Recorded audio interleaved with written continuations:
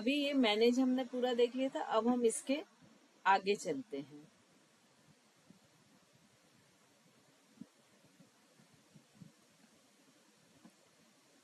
तो ये जो ब्लड प्रेशर को कौन कौन से ऐसे फैक्टर हैं जो इस पर इफेक्ट करते हैं, तो वही लाइफ स्टाइल, मतलब यदि आपकी गुड लाइफ स्टाइल है तो आपका बीपी भी मेंटेन रहेगा, मैनेज रहेगा। वहीं पर अगर आपको मान लीजिए किसी तरह की कोई बीमारी है, जैसे कि किडनी से रिलेटेड बीमारी है, लीवर से रिलेटेड है, डायबिटीज है, स्लीप एपनिया है, एड्रिनल ग्लैंड से रिलेटेड आपकी कोई बीमारी है, तो ये बहुत जरूरी है कि इन बीमारियों के साथ डायबिटीज, हाइपरटेंशन भी हो जाता है।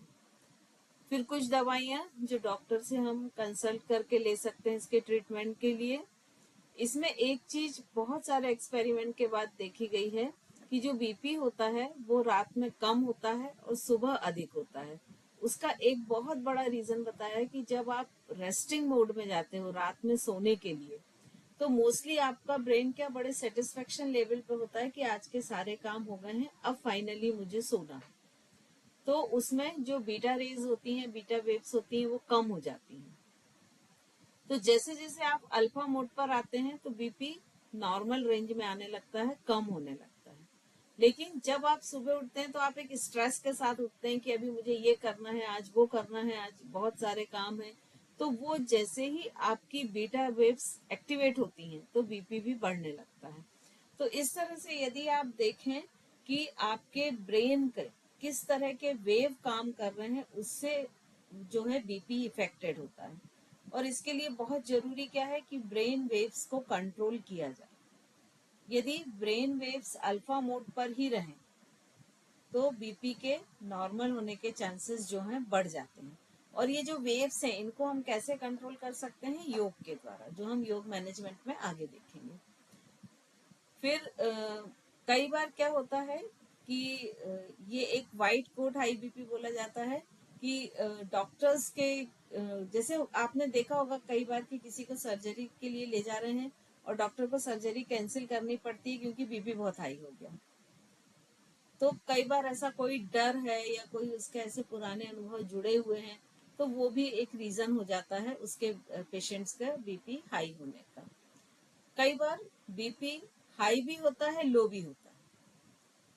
बहुत बार ऐसा होता है कि किसी का अगर मान लीजिए एक पेशेंट है, उसका बीपी लगातार हाई में चल रहा है, किसी का लगातार लो में चल रहा है, लेकिन वहीं एक पेशेंट ऐसा भी होता है कि जिसका हाई भी हो रहा है और लो भी हो रहा है, फ्लैक्चुएशन के साथ हो रहा है।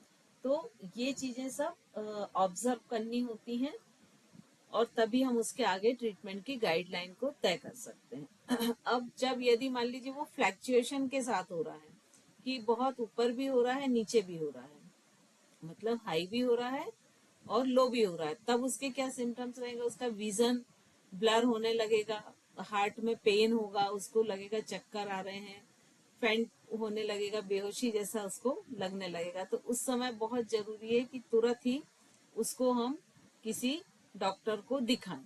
और ये फ्लैक्चुएट ना हो उसके लिए भी हमको क्या, अगेन वही है कि healthy life style, good life style रखना है।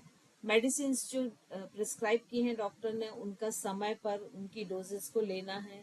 और पूरे 24 घंटे हमें कोशिश करना है कि उस व्यक्ति का बीपी जो है हम बार बार मॉनिटर करें, जिससे कि समझ में आ जाए कि कब उसका हाई होता है, कब लो होता है। और उसका समय देखकर हम कोशिश करें ये जानने की कि उस समय क्या सिचुएशंस होती हैं जब उसका बीपी हाई होता है और क्या सिचुएशन होती है जब उसका बीपी लो होता है। तो इस तरह से हम देखें कि अगर कोई भी व्यक्ति एक नॉर्मल ब्लड प्रेशर रखना चाहता है तो उसके लिए सबसे अच्छा क्या है कि वो अपनी लाइफ स्टाइल को हेल्दी रखे, अपना रेगुलर एक मेजर करे बीपी को, उस पर एक मॉनिटरिंग रखे। और अगर मान लीजिए इसमें कुछ गड़बड़ी आ रही है तो एक प्रोफेशनल एडवाइजर को देखे, मतलब डॉक्टर के पास जाए।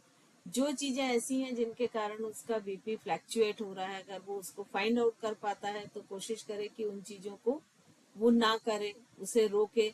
जैसे सपोज टू व्हीलर है जो रेगुलर चलाता है या फोर व्हीलर है जो रेगुलर ड्राइव करता है, वो देखिए बड़ा इजीली ड्राइव कर लेगा। बट यदि जो नहीं ड्राइव करता है और उसको हम अगर टू व्हीलर या फोर व्हीलर में बिठा देते हैं तो देखिए उस समय उसकी हार्ट बीट बढ़ जाएगी, है ना। तो ये सारे फैक्टर्स जो हैं ये डिपेंड करते हैं। अब हम आते हैं यौगिक मैनेजमेंट ब्लड प्रेशर के। यौगिक मैनेजमेंट में सबसे अच्छा तो ये कि सबसे पहले हम समझे पैटर्न को कि उस पेशेंट्स को कौन सा ब्लड प्रेशर है, किस हद तक है, किस समय होता है, कितना होता है, और वो सारा एक मॉनिटर करते हुए उसको हम एक रिकॉर्ड, एक डाटा मैनेज कर लें। और अगर वो हाइपोटेंशन है, मतलब उसका बीपी लो हो रहा है, तो उस समय उसको क्या क्या वो कर सकता है, ताड़ासन, पश्चिमोत्तानासन, अधोमुख स्वानासन, इस टाइप के आसन कर सकता है। साथ में वो प्राणायाम कौन कौन से कर सकता है, अनुलोम विलोम, नाड़ी शोधन, चंद्रभेदी, भ्रामरी, ये सारे प्राणायाम उसके ब्लड के फ्लो को बढ़ाएंगे और उसके बीपी को नॉर्मल करने में हेल्पफुल होंगे। तो अगर उसका लो बीपी हो रहा है तो उसके योग पोज कौन से रहेंगे, ताड़ासन।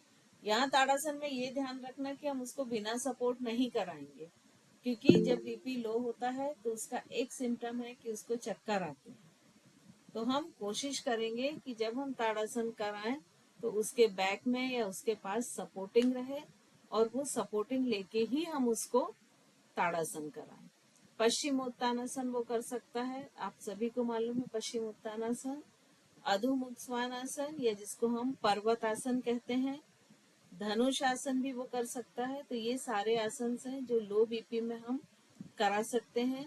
शवासन जो होता है ये लो हाई दोनों बीपी को करा सकते हैं। प्राणायाम दोनों टाइप के बीपी में टोटली अलग होते हैं। तो जब हाइपरटेंशन होता है तो उसमें हम अनुलोम विलोम, भ्रामरी, नाड़ी शोधन और चंद्रभेदी, ये 4 प्राणायाम हम कराते हैं लो बीपी में। वहीं उसके हाइड्रेट कितना है, वो पानी कितना पी रहा है, उसकी मात्रा को भी देखते हैं। और ये देखते हैं कि वो डिहाइड्रेट ना हो किसी भी तरह से। पानी की क्वांटिटी, एक सफिशिएंट क्वांटिटी वो पानी की पिए। उसकी डाइट में क्या क्या चीजें होनी चाहिए, फल, सब्जी, साबुत अनाज, दालें, और एक बैलेंस डाइट उसको देना चाहिए। लेकिन यहाँ पर क्या हो, एक अपन को ऐड करना है कि उसके फल में कौन सी चीजें चाहिए, जैसे केला है, बनाना, क्योंकि बनाना पोटेशियम रिच होता है। तो जो फ्रूट्स पोटेशियम रिच होते हैं वो हमें यहाँ पर नहीं देना है। और इसमें सबसे ज्यादा सावधानी जिसको भी लो बीपी की प्रॉब्लम है क्या रखना चाहिए कि वो अपनी जो उसकी बॉडी पोजीशन है, बॉडी पोस्चर है, उसमें अचानक से कोई चेंज ना करे। जैसे होता है ना, बैठे बैठे अचानक से खड़े हो गए, या लेटे हुए हैं और अचानक खड़े हो गए। तो कोशिश करें कि वो इस तरह के कोई चेंजेस अचानक से ना करे। पहले मानसिक रूप से तैयार हो कि मुझे उठना है। जैसे अभी सपोज आप लगभग 1.5 घंटे तक बैठे रहेंगे, तो अचानक से उठें और काम करना शुरू ना कर दें। पहले पूरा बंद करें, 2 मिनट के लिए रुकें, कुछ सेकंड सोचें कि अब मुझे उठना है, मानसिक रूप से अपने आप को तैयार करें और फिर उठें। तो आप देखिएगा कि बहुत सारी चीजें आपकी ऑटोमेटिक ठीक हो जाएंगी। फिर आपके बॉडी जो भी आपके सिम्टम्स है उसको ध्यान से देखें।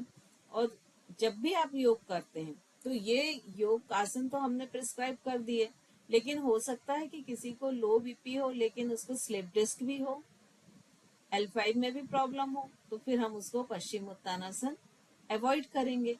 तो ये भी आपको उसको साथ में देखना है कि अगर वो लो बीपी का पेशेंट है तो उसको साथ में और क्या प्रॉब्लम है, उसके बॉडी अलाइनमेंट्स कैसे हैं, वो सब देखते हुए उसे आगे बढ़ाना है। और एक सबसे अच्छा जो लाइन होता है वो हमको हमेशा ड्यूरिंग सेशन यूज करना चाहिए कि आप अपनी कैपेसिटी के अनुसार करें, डू योर ऑन कैपेसिटी। तो उससे क्या होगा, क्योंकि आप अगर ग्रुप में करा रहे हैं तो सबकी डिफरेंट होगी। तो अगर आप किसी को मान लीजिए 20 टाइम्स करा रहे हैं तो जरूरी नहीं हर 20 ही करा पाए, हो सकता है किसी की 10 ही हो। या होल्ड करा रहे हैं तो आप 20 सेकेंड करा रहे हैं तो हो सकता है कोई 10 सेकेंड ही रुक पाए। तो तो ये लाइन आपको बार बार रिपीट करनी चाहिए कि अपनी कैपेसिटी देखते हुए अपनी क्षमता के अनुसार करें, और जहां भी आपको लगता है कि आपको ठीक नहीं लग रहा है वहां आप रुक जाएं। फिर एक आसन से जब दूसरे आसन में जाएं तो तभी जाएं। मैं कितनी बार भी इंस्ट्रक्शन दूं कि अब दूसरे आसन के लिए तैयार हो जाएं, लेकिन हम तभी मूवमेंट आगे करें जब हमारी ब्रीदिंग नॉर्मल हो जाए। और खासकर जब हाई बीपी का पेशेंट हो तब तो इस चीज को बहुत ही ध्यान रखना है कि बिना ब्रीदिंग नॉर्मल हुए उसे नेक्स्ट आसन में नहीं लेके जाना, क्योंकि आसन करते हैं तब भी आपका बीपी बढ़ता है थोड़ा सा। अब हम हाइपरटेंशन के बारे में या हाई बीपी के बारे में पढ़ेंगे। तो हाई बीपी मतलब कब से 140 से अगर 90 के बीच में है तो हम हाई बीपी के रेंज में आ गए। इस रेंज पर यदि आ गए तो, और यहाँ पर हेल्थ रिस्क की हम बात कर चुके हैं और स्ट्रेस और ये सारी भी हम बात कर चुके हैं। अब यहाँ पर योग का रोल क्या होगा? एक तो ये नर्वस सिस्टम को रिलैक्स करेगा, बैलेंस करेगा, फिर जो सर्कुलेशन है उसको एनहेंस करेगा, स्ट्रेस को रिमूव करेगा, और इसके साथ साथ ही जो भी इफेक्ट्स पूरी बॉडी पर गुड इफेक्ट्स हैं वो सारे इसके में बॉडी में आएंगे।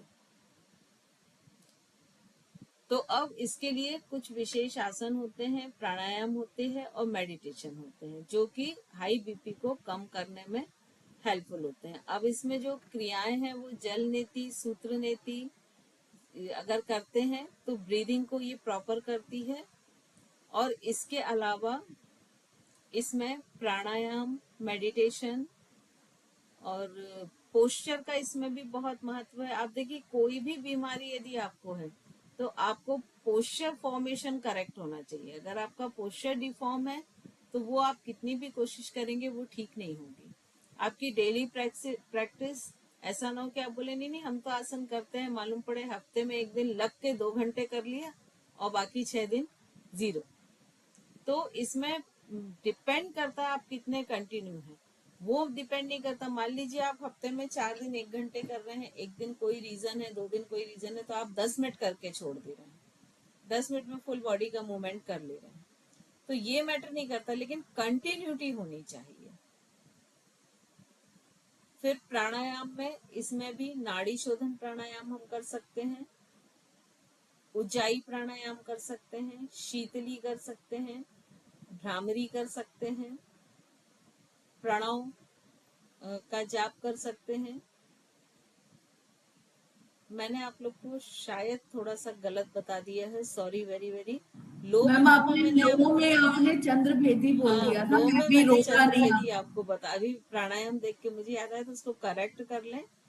हाई बीपी में चंद्रभेदी प्राणायाम है, लो बीपी में सूर्यभेदी प्राणायाम है, इसको सभी करेक्ट इसीलिए कर मैंने लें। हैंड रेज किया, मैंने तुरंत हैंड रेज किया था मैम इसीलिए। हाँ नहीं, ये कई बार हो जाता है मिस्टेक, ह्यूमन एरर है। तो ये जो चंद्रभेदी प्राणायाम है ये हमेशा हम हाई बीपी के पेशेंट को देंगे, और जो सूर्यभेदी प्राणायाम है वो लो जो जिनको बीपी है उनको देंगे। मेडिटेशन तो हम उनको डिजाइन करेंगे कि किस तरह का मेडिटेशन उनको करना चाहिए। तो इस तरह से ये कंप्लीट योग मैनेजमेंट ब्लड प्रेशर के लिए है। इसमें आसन कौन कौन से करेंगे? वज्रासन एक बहुत हेल्पफुल होता है हाई बीपी वालों के लिए, विपरीत करणी, जानुशिरासन, शवासन। शवासन मैंने आपको पहले ही बताया था कि शवासन हाई और लो दोनों बीपी वालों को हम करा सकते हैं। तो इसमें ताड़ासन इसमें भी करा सकते हैं। ताड़ासन बैठ के कराते हैं इसमें मोस्टली, जो बैठने वाला एक होता है ना, बैठ के स्ट्रेच करते हैं। फिर कटी चक्रासन, और जो हम सूर्य नमस्कार की सेकंड पोजीशन करते हैं ऊर्ध्व हस्तोनातानासन, कोबरा पोस्चर या भुजंगासन, ये करा सकते हैं। और तनाव स्ट्रेस रिड्यूस के लिए वज्रासन, उष्ट्रासन, गोमुखासन, शशांकासन और मेरु वक्रासन, अर्ध मत्स्येंद्रासन, ये सारे हम करा सकते हैं। लेकिन इसमें हमको क्या क्या नहीं करना है? जो इनवर्ट पोज होते हैं जैसे सर्वांगासन, शीर्षासन, इनको अवॉइड करना। तो इस तरह से ये पूरा यौगिक मैनेजमेंट है। डेली प्रैक्टिस में हमारी कैसी होनी चाहिए कि पूरे वीक में 3 से 5 बार कम से कम ये होना चाहिए, मतलब एवरेज 3 से 5 घंटे की एक्सरसाइज कंप्लीट वीक में होना चाहिए। 30 to 60 मिनट का एक सेशन होना चाहिए, और वो कैसा होना चाहिए, उसमें आसन, प्राणायाम, मेडिटेशन, माइक्रो एक्सरसाइज ये सारी होनी चाहिए। और फिर हमको उस समय बहुत ध्यान रखना है कि उसका ब्लड प्रेशर कैसा है। अगर कहीं भी किसी भी पॉइंट पर लगता है कि वो बैलेंस नहीं है, तो वहां पर हमें उसको रोक देना चाहिए। और उसको साथ में क्या सजेस्ट देना है, पॉजिटिव लाइफ स्टाइल और हेल्दी डाइट, ये उसको सजेशन देना है। तो इस तरह से ये कंप्लीट एक पैकेज है बीपी वालों के लिए जिनको ब्लड प्रेशर हाई या लो होता है।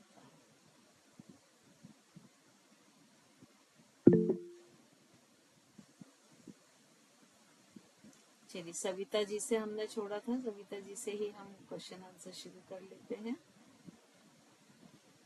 मैडम मैं ये कह रही थी कि लो बीपी है ना, मेरे को इधर राइट साइड सर के पिछले हिस्से में इधर पेन होता है। जब लो बीपी होता है मुझे मालूम चल जाता है कि यहाँ पेन हो रहा है, और वो मतलब नीचे वाले हिस्से में इस साइड आता है। तो ये क्या रीजन? ये सबका अलग अलग सिम्टम होता है। किसी को हो सकता है चक्कर आए, किसी को हो सकता है थोड़ा ब्लर दिखना शुरू हो जाए।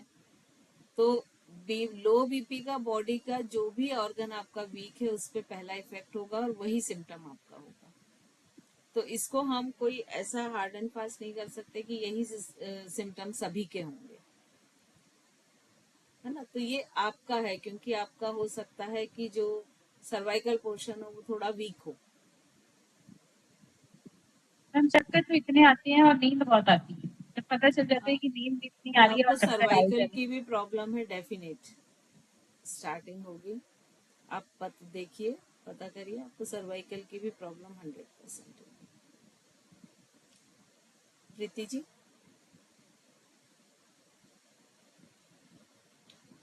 मैम कई बार पेशेंट समझ भी नहीं पाता कि लो हो रहा है या हाई हो रहा है, ऐसे में बहुत रिस्क होती है। जैसे मेरी जिठानी का केस था, उनका अक्सर ही लो होता था हमेशा, तो उनको लगा कि लो ही हो रहा है और उन्होंने नमक वाला पानी पी लिया तो पैरालिसिस अटैक हो गया था, फिर वो एडमिट रहे थे।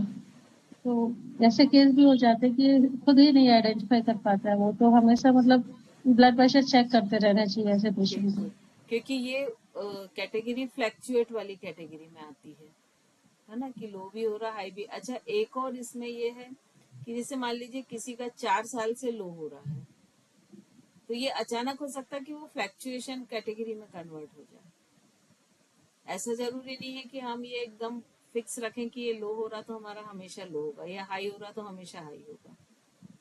तो हमेशा कोई भी उसके लिए आप कोई घरेलू ट्रीटमेंट भी करें तो भी पहले उसको मॉनिटर करें, क्योंकि वो आजकल तो जब से ये ऑटोमेटिक मशीन्स आ रही हैं तो सभी लोग कर सकते हैं, और प्राय सभी के घर में होती है ये। बहुत ही कम लोग ऐसे होंगे कि जिनके यहाँ ना हो। तो पहले उसको मॉनिटर करें, और उसके बाद ही उसका वो जो एक घरेलू ट्रीटमेंट जिसको हम कह सकते हैं ना, वो भी उसके बाद ही करें। हम तो ऐसे केस में सपोज जिनका फ्लक्चुएट होता है, कभी लो हो जाता है कभी हाई हो जाता है, तो फिर हम कैसे डिजाइन करें उनके लिए योगासन वगैरह, कि दोनों ही हो रहा है उनको कुछ पता ही नहीं। उनके लिए फिर हमको जैसे अनुलोम विलोम प्राणायाम है, नाड़ी शोधन प्राणायाम है, जो दोनों को बैलेंस रखने का काम करते हैं, हमको वो करना चाहिए। ये प्राणायाम करें, मेडिटेशन करें। फिर एक्सरसाइज में हमारा पूरा ध्यान उनकी ब्रीदिंग के ऊपर होना चाहिए। एक्चुअली जो हम हमेशा बोलते हैं ना कि योग थेरेपी कभी ग्रुप में नहीं हो सकती है, उसका रीजन क्या होता है कि जैसे मान लीजिए हमने बीपी के पेशेंट को भी लिया, तो अगर एक व्यक्ति है तो मेरा ऑब्जर्वेशन उस पर बहुत ही अधिक रहेगा, और वहीं अगर 4 होंगे तो मुझे 4 को देखना रहेगा, तो मेरा ऑब्जर्वेशन थोड़ा वीक हो जाएगा, है ना। तो क्या होता है कि जब आप फेस ऑब्जर्व करते हैं और उसको अंदर से अनइजी लगता है ना, तो उसके फेस के एक्सप्रेशन चेंज होते हैं। तो आपको उसको वहीं रोक देना है कि रुकिए, भले ही वो बोले मैं कर लूंगा, आपको रोक देना है कि नहीं, आप रुकिए थोड़ी देर, फिर करिए। तो ये ऑब्जर्वेशन से ही आएगा।